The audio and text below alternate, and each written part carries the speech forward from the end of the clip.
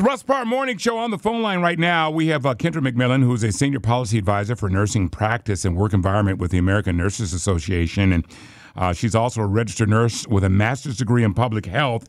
Good morning, Kendra. How are you? Good morning. I'm great. How are you? Just fabulous. All right. So everybody is concerned about the COVID-19, a.k.a. coronavirus.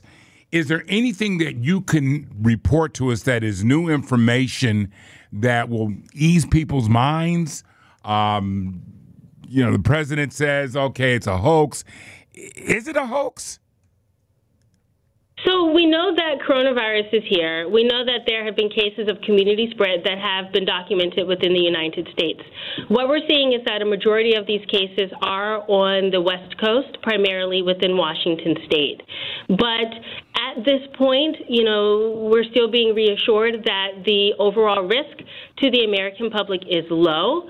But, it is important that we are prepared for the days ahead as we, acknowledge that, there will be more cases identified, okay. Especially since there's more testing that's become available. Our question is this, is that if you get the coronavirus, people are thinking in their heads that, it's going to be fatal.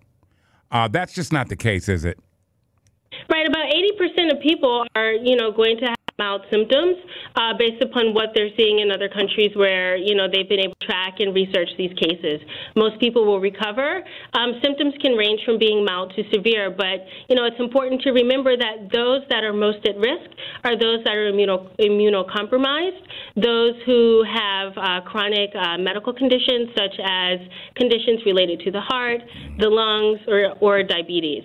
Now, and, it's I'm sorry for cutting you off, but what I wanted to ask, how do we protect our school-age kids? Because, they're more exposed and more susceptible being around a lot of people.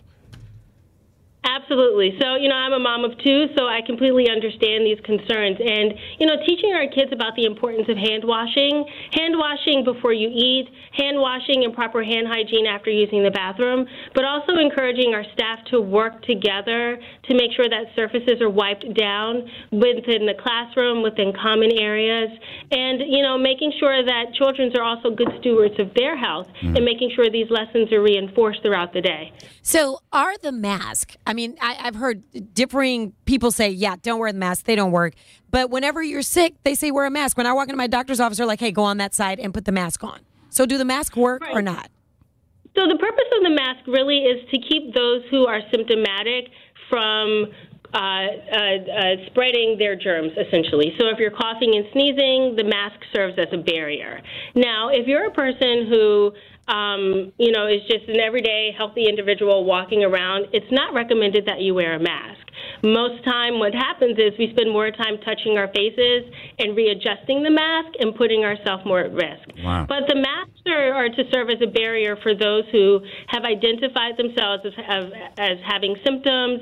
If they've called their medical provider and they're going in for testing and treatment, then the recommendation is to put on a mask to protect other patients from exposure. Last quick question. As we know, it's a virus spread by respiratory droplets from cough and sneezes. Last quick question. They're talking about that the vaccines for SARS and the Ebola and some of these other things that they're testing in Japan could be the answer. Have you heard anything about that?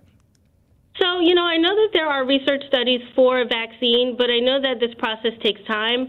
What we know at this point is that there will not be a vaccine available anytime soon, given the clinical trials that, it must go or undergo before it's available to the general public. Gotcha. Kendra McMillan, Senior Policy Advisor for Nursing Practice and Work Environment with the American Nurses Association. It's great. We like having you on. I hope you can come and join us again as we get more additional information and calm the fears of so many people that are out here. We just have to keep washing our hands. Sing happy birthday to yourself while you're washing your hands. And yes, you need 20 absolutely. seconds because you normally give it to yourself from what you've touched and who you've been around. So touching your face and those kind of things. If your hands are not clean, boom, you got that possibility. But Kendra, thank you so much. I really appreciate you taking the time this morning. Thank you for having me. Bye-bye now. Bye.